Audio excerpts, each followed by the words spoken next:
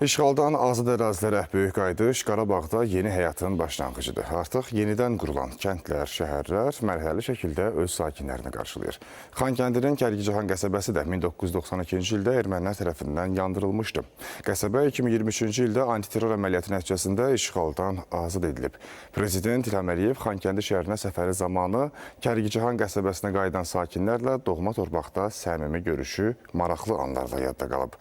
Əməkdaşlarımız Kərkicahan qəsəbə sakini Yadigar Əsidovanın evində olublar, təəssüratları izləyək. Allah prezidentimizin canı sağ eləsin. O bizi qaytardı öz vətənimizə. 33 ildir ki, bura gəlmirik.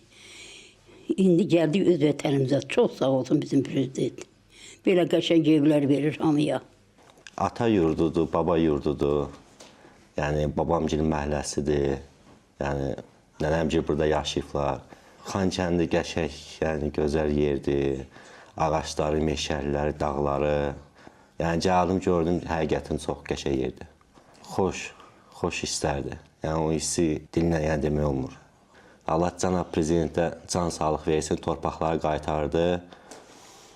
Yəni 34 ildən sonra torpaqlarımıza qayıtdıq. Mənim də övladım, yəni burada mən böyüməmişəm, yəni övladım burada böyür. Başa çatacaq inşallah da, yəni uşaqlığı burada keçəcək.